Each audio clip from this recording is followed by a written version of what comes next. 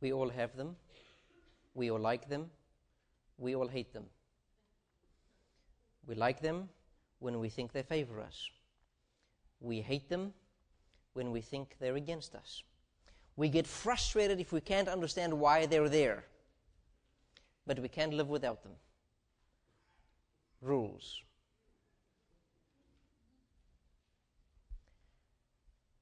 Today we're concluding our series on the Sabbath. If you have missed any of them, please feel free to go to our website, hollistersdachurch.org, and download the other ones to listen to, because everything I say today is set in the context of the other three. So please don't take anything out of context. We've already established it's totally relational. We've already established it's a date, a time with God, acknowledging who God is. Today we're answering one question. Why is the Sabbath not mentioned as much in the New Testament? We're going to look at the Sabbath from a totally different perspective today, from the perspective of rules. So if you'll bear with me, I'll ask some of you some questions with regards to rules. So Ben, I'm coming straight to you first. Ben, the question I have for you is, do you have rules in your home? Yes, I do. Do you agree with all of them, and do you like them? Yes, I agree with them. But sometimes they don't always go my way, but that's all right. Okay, I'm sure your parents are very happy that you stated you agreed with them and you like them. Ben, do you know of any relationship that does not have rules? Probably not. Every relationship should have rules, and if they don't, then they shouldn't be a relationship. Right. Thank you, Ben. There is no such thing as a relationship that does not have rules. I'm going to make 5 statements about rules today. And if you understand these 5 statements and apply them to the Sabbath specifically, or any other topic, things begin to make a lot more sense. The first statement is that all relationships have rules.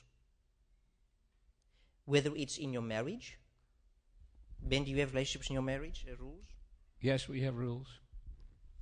Anybody here don't have?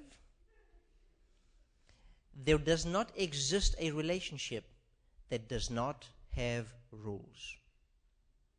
Whether it's in marriage, parents and children, whether it's somebody at the grocery store you meet, there are rules to all relationships. Without a rule, a relationship does not exist. That's statement number 1. You got rules too? Yeah. Okay.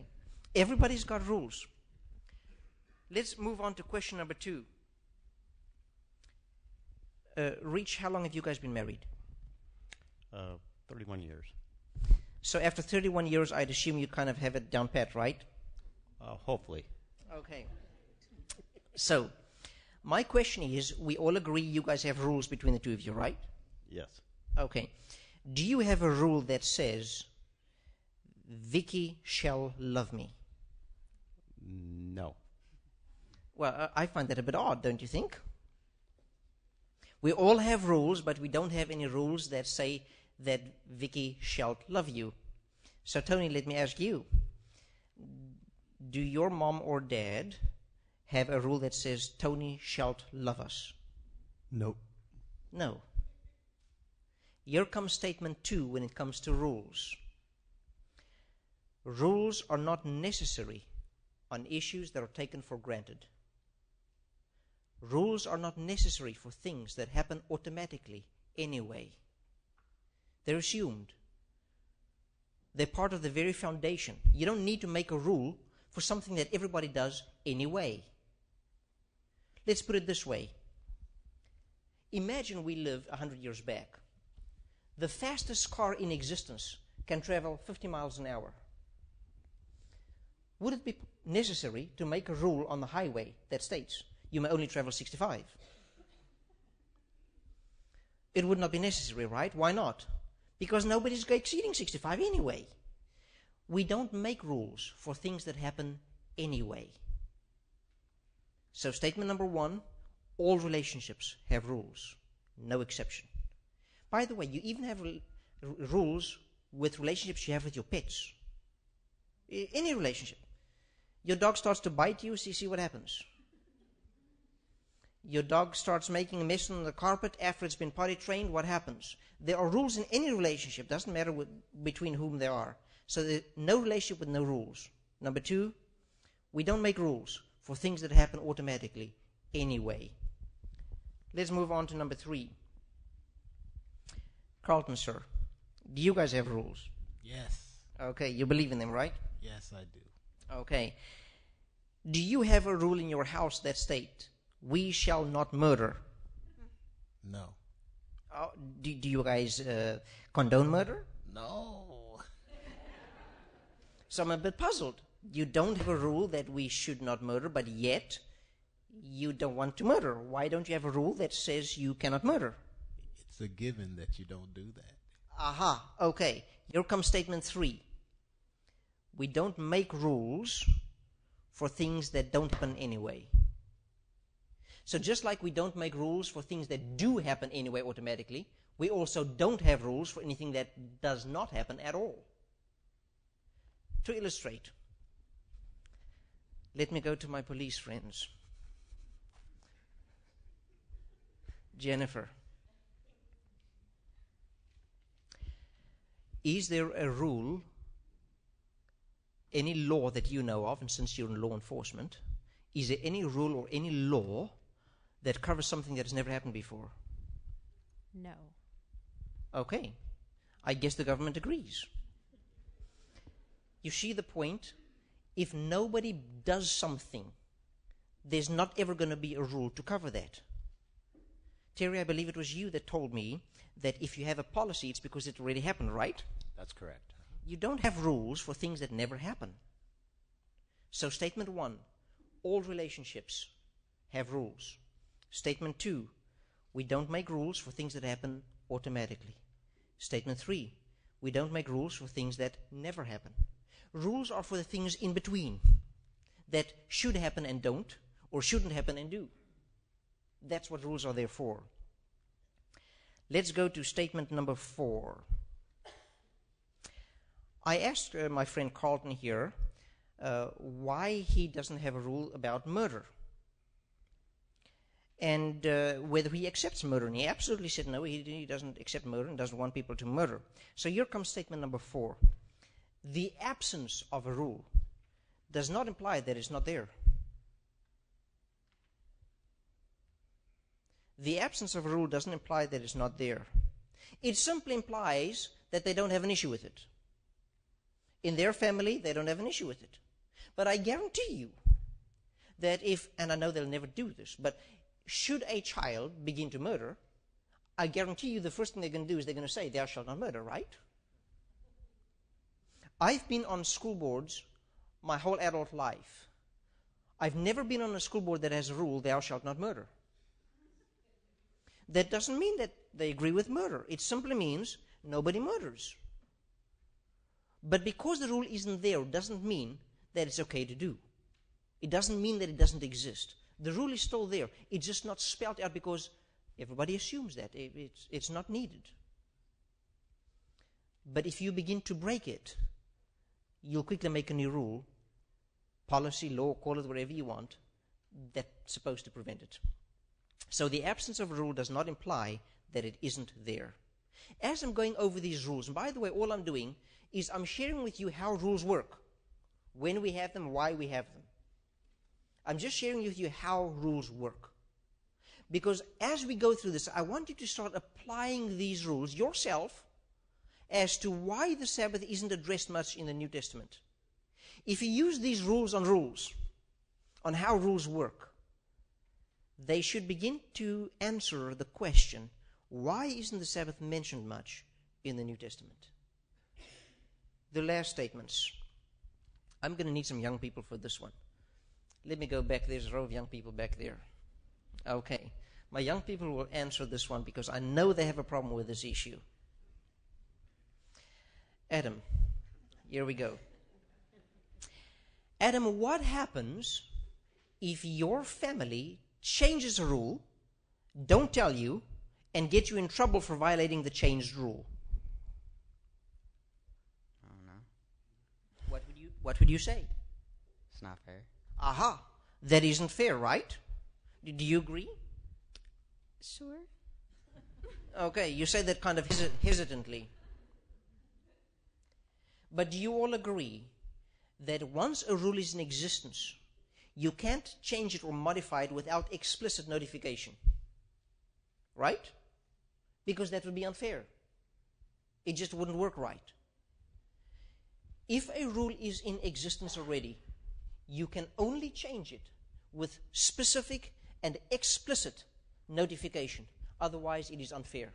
You can't expect anybody to keep a rule, change, if they don't know about it. Before a law becomes effective, it has to be published. There are even laws about how and when and how long in advance it has to be published to give people a fair chance. You can't change laws without specific notification. It's obvious. It's easier for something to continue in status quo for it to change. It takes tremendous energy and input for change to occur. Sometimes it has to be mandated. But you can't change rules without explicitly stating them. So let's apply all of this now to the Sabbath in the New Testament. Remember, I'm answering a few questions today. Question number 1, why is the Sabbath not mentioned that much in the New Testament? If you look at these statements about rules, how does that help you to answer this question? Well, we know that the New Testament is not going to harp on something that's not a problem. The Sabbath is mentioned over and over and over in the Old Testament because they kept on breaking it. But by the time we get to the New Testament, it's not an issue. And so they don't harp on it over and over and over again. Apply those rules and you'll see what happens. I'm going to be building a case today. I'm going to be addressing slightly why people think that the Sabbath was from Genesis to the cross, and then all of a sudden after the cross, everything changed. By the way, to argue that Jesus nailed the commandments to the cross, after the cross we no longer have rules, what would you say? There's no relationship without rules. In fact, it is psychologically impossible to have a relationship with no rules. To argue that God says, I'm willing to have a relationship with you, but there's no rules, is a fallacy. It is impossible for God to cancel all rules and continue a relationship. Because all rules, all relationships have rules. So we're going to be answering some of these things, and we're building a case that I hope makes sense to you today. Let's turn to Scripture. First of all, Luke 13:14. We're going to be looking at what do we know about the Sabbath for sure in the New Testament. Indignant because Jesus had healed on the Sabbath, the synagogue rulers said to Jesus, there are 6 days for work, so come and be healed on those days, not on the Sabbath. I want you to know, number 1, that the Sabbath was still present and valid in New Testament times. There's 55 texts that state that, scattered in the New Testament, 55 times. There's many of these texts. I also want you to notice, and we covered this last week, that these religious leaders often debated with Jesus about the manner in which the Sabbath ought to be kept. But I want you to notice that there's no debate ever over whether the Sabbath should be kept, over whether the Sabbath is valid or not, or whether it has changed. That debate doesn't occur. When these things don't occur, when there's no rules, what's the rule? It's not an issue. I want you to look at two things in this text. What is the emotion present in these religious leaders? They're indignant. Some of your translations will use the word angry. They were angry that Jesus, according to their interpretation, broke the Sabbath. They were angry. The Sabbath is present in the New Testament, and it angered them when someone broke it. And we discovered last week why. Remember, they believed if everybody kept it perfectly, the Messiah would come. And so if you don't keep it, it's your fault that the Messiah didn't come. They got angry. And if you read all the debates, all the times these religious leaders attacked Jesus, what's the topic? It's the Sabbath. I'm beginning to build a case here. You see, we often think of the Bible in terms of text. It's a text. It's a book. We often forget that there were real people like you and me involved. A real society like the one we have here. Yes, there's major differences, but a real functioning society was operative in New Testament times. If you deny that, please explain to me how we get here. We wouldn't be here today if there weren't real people functioning in a real society back then. So we ought to look at these things in terms of people, not just in terms of a text with words. These are people with real emotions. They got angry regularly when Jesus, according to their interpretation, broke the Sabbath. In fact, if you look at the times where they argue and debate about Jesus, when they accuse him, it's almost always about the Sabbath.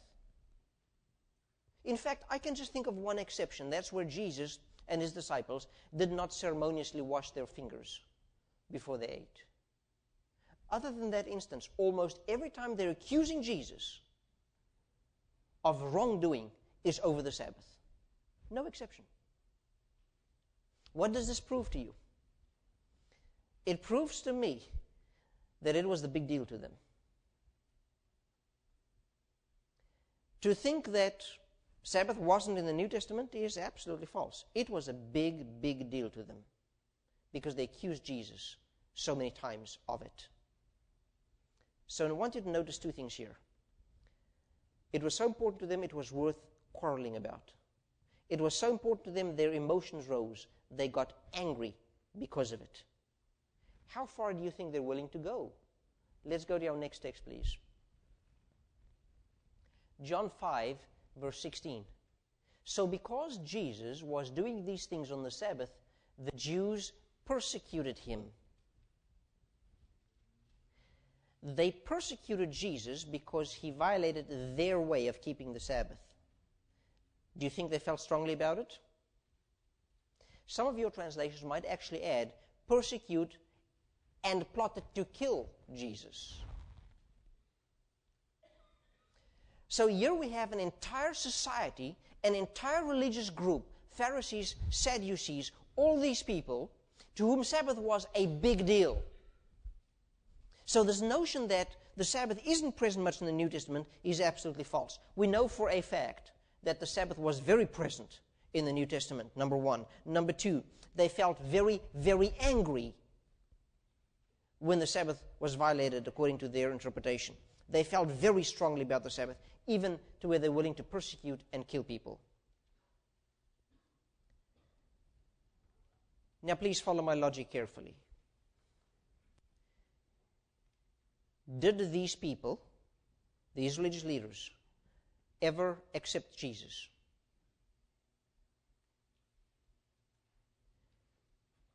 Did they ever accept Jesus as the Messiah? No. To this very day, the Jews as a nation do not agree that Jesus is the Messiah. To this day. The religious leaders did not accept Jesus as the Messiah.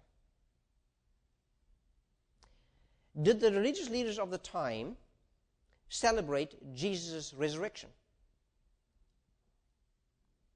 Quite the contrary, right? In fact, when Jesus was resurrected, what did they do to try and conceal it? They went to the soldiers and paid them money to lie and state, oh, he's not resurrected. The disciples came and stole his body. They then went to Pilate, or not Pilate specifically, but the military leaders, the guys with the brass on the shoulders, and paid them off so that these poor soldiers would not get into trouble for sleeping when the body was supposedly stolen. So we know for a fact they did not accept Jesus as Messiah. We know for a fact they did not want to celebrate the resurrection. So here's my question. If we're dealing with real people who get angry, who are willing to persecute and kill because of the Sabbath, who did not believe in Jesus nor in the resurrection, please explain to me why, if Jesus' death and resurrection changed the Sabbath from Sabbath to whichever other day, please explain to me why we don't read a single word after the cross of these Pharisees and Sadducees being angry or taking any type of action. It's not logical, is it? These guys had no reason at all to go along with some change to another day, because the only reason for change would be Jesus, and they hated him. They disagreed with him. They did not believe he was the Messiah. They rejected him. So if the disciples or whomever changed the day from Sabbath to another day, why would these religious leaders not persecute them? Argue with them, debate them. Yet, there's not a single debate after the cross anywhere between the religious leaders and someone else regarding Sabbath breaking or moving it to another day. You get the point, right? These were real people. They had no reason to go along with it. They have every reason to be angry. Please do not think that they disappeared after the cross. Oh, these religious leaders caused trouble, riots, stonings. They ran these disciples from town to town, persecuting them, trying to get rid of them, trying to squelch Christianity. They hated the entire Jesus movement. They were very, very active, but never about the Sabbath. If the Sabbath was changed, given how they felt about Jesus and breaking the Sabbath, why don't they say anything after the cross? Well, it shows you the Sabbath wasn't changed. There wasn't an issue. Because if there were, they would have made rules. They would have said something, but they don't. There are other topics in the New Testament that were changed, over which they did fight. For example, circumcision. It's addressed throughout the New Testament, fighting about whether you should be circumcised and whether you can't, and division into camps, and these guys saying you should, and these guys saying you shouldn't. But on the Sabbath, if it's supposedly changed, where's the fight? Where's the debate?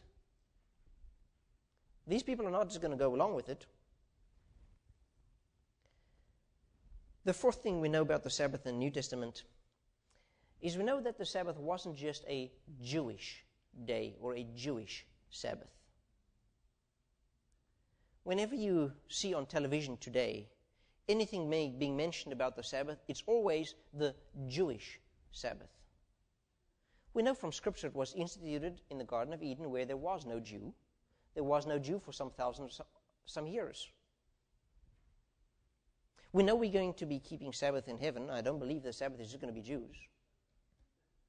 I mean, people in heaven are just going to be Jews. That's simply not true.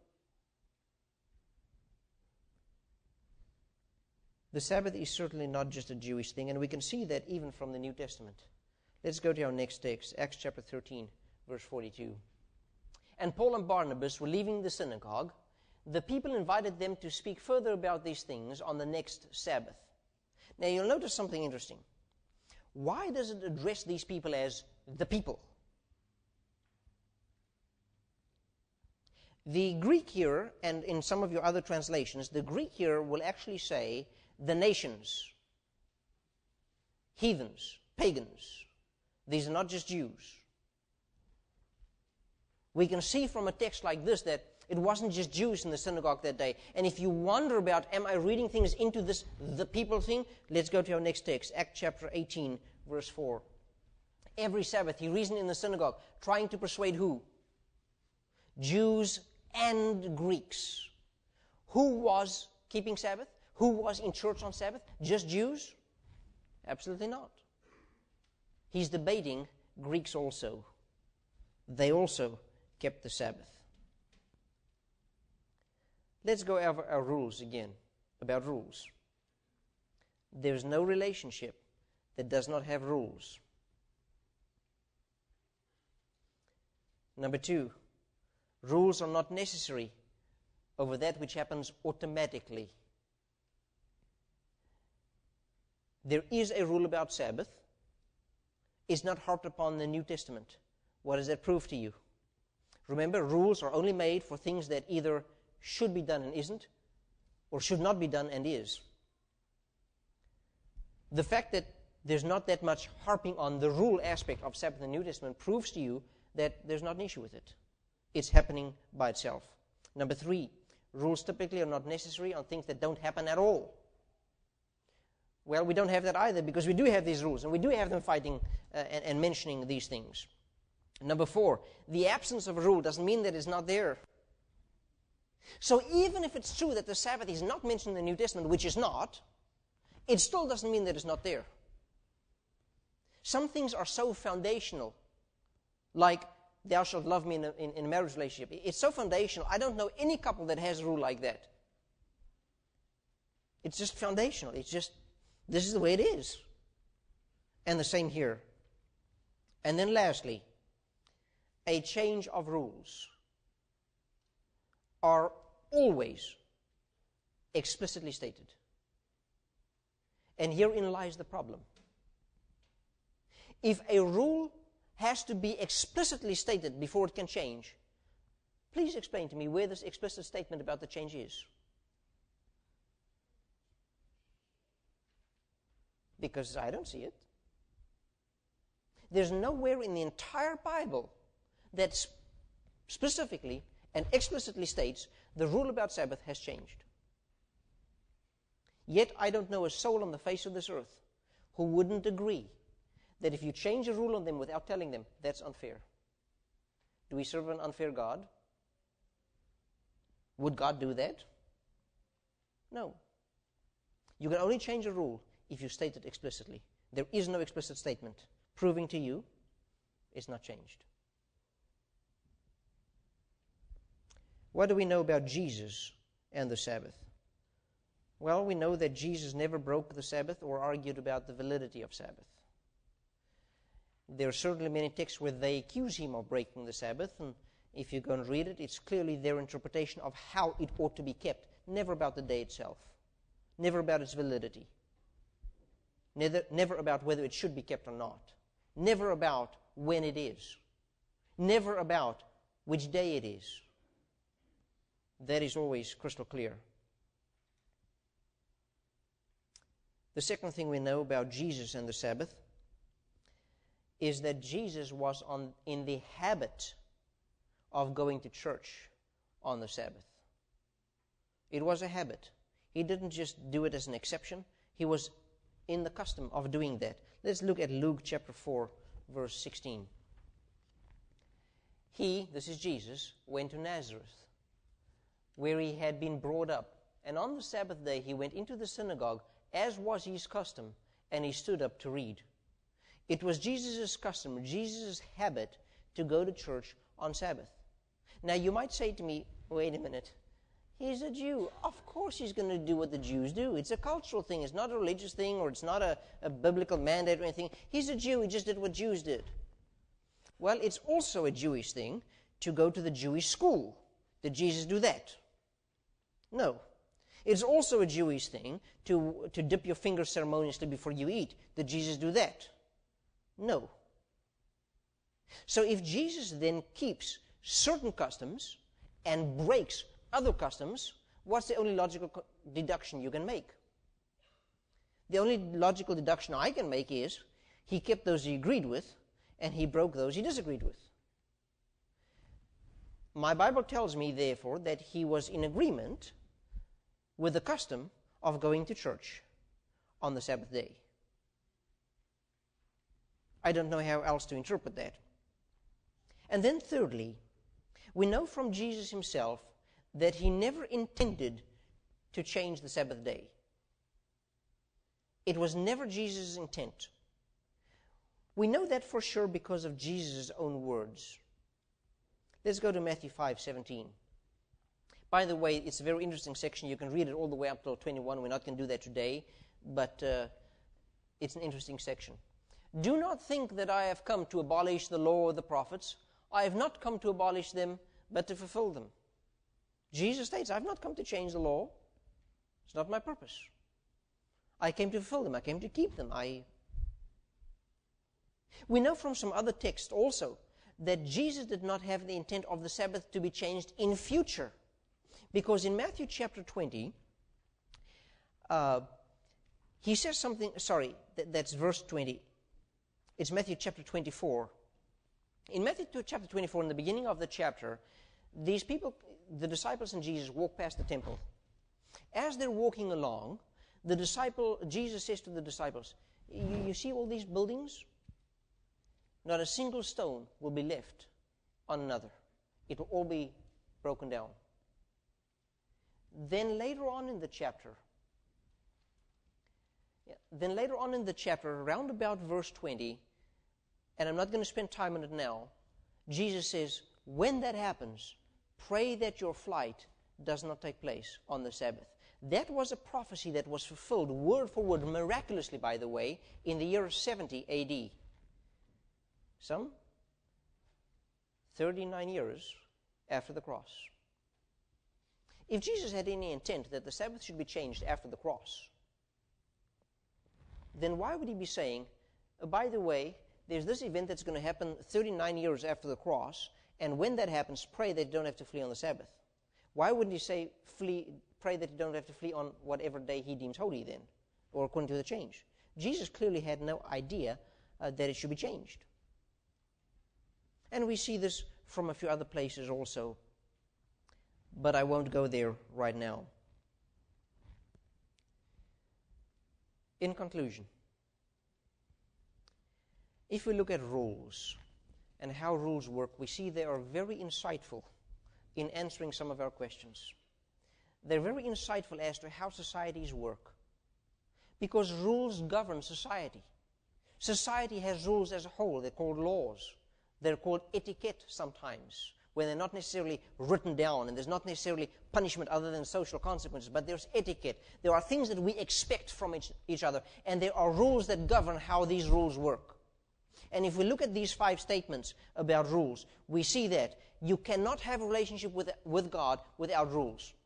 So out the door is this notion that Jesus on the cross canceled laws. You cannot have a relationship with God if there's no rules. Number 2, we saw that if things happen by themselves, in other words, if the whole society kept Sabbath anyway, there's no need to harp on anything or to make additional rules. All these rules about how Sabbath should be kept comes from the Old Testament, because that's when it was continuously broken.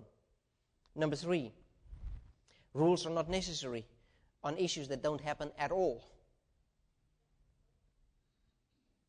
That's why we don't find a whole lot of New Testament rules on Sabbath breaking, but we find them in the Old Testament because they broke it. Number 4, the absence of a rule doesn't imply that it's not there. Carlton mentioned that he doesn't have a rule that says thou shalt not murder in his household, but it by no means implies that he condones it. He does not agree with it in any way. He stated to us that no, he believes in that rule, but it's not stated because it doesn't happen. There would have been a lot more rules about breaking or not breaking the Sabbath if it was regularly broken in the New Testament. And then lastly, a rule requires explicit notification for change to be allowed. There's no such thing. And there should have been if there's a change. This notion that, well, we just deduce it because of the resurrection.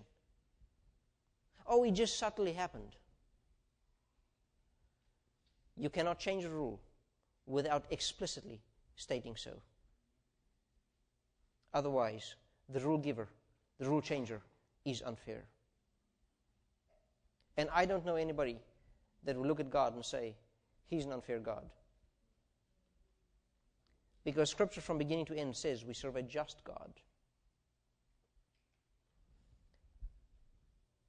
There's a lot of things I could have gone into as well. But I hope you got from this series a couple of things. I hope you got from sermon number 1 that the Sabbath is absolutely relational. It's a date. It's special time. It's got nothing to do with you have to do this in order to earn my love, in order to earn salvation. It's relational. We saw from Sabbath sermon number 2 that the Sabbath is a sign, a flag of God that symbolizes a covenant contract between us. And we saw from that sermon that the only person or people able to change a flag is those who it belongs to. God makes this, and we saw the Hebrew actually said the Sabbath is like a flag. Only God can change it with explicit notification. That doesn't happen. And then last week, we spent a bit of time looking, how do we keep Sabbath? And we stated it was not legalistic, and all these legalistic things that the people in the New Testament believe, well, Jesus broke them.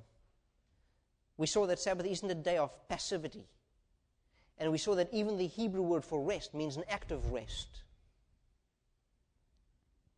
And we covered 8 principles that we can generally apply on what to do and what not to do and how to keep the Sabbath in a wonderful, happy way. We saw last week that the Sabbath is a delight, something to look forward to, something to be happy about, not something that ought to be wished away. And asking for the 5th time, what time does the sun set? And then today, we see that there's no foundation for the change of the Sabbath. If these people were real people in a real society, change just doesn't happen that way. And if it does, it takes a long, long time. One of my favorite sayings of history is this: history changes, but it isn't kind to those who hurry it. If you look at any point in history where anybody tried to change history, tried to change something, the world has never been kind to those people. There should have been a lot of unkindness to those who pushed the change so early after the cross, if supposedly it happened. If there wasn't that, the only other way change takes place is over a very long time, through many, many, many generations. Not biblically mandated, not God warranted. Let us change our view of the Sabbath and really see it as an opportunity to worship God, to love God, to spend time with Him, to spend time with our family, friends, and to talk about what God has done for us, rather than all the old ways of looking at it as thou shalt not. The Sabbath is a delight.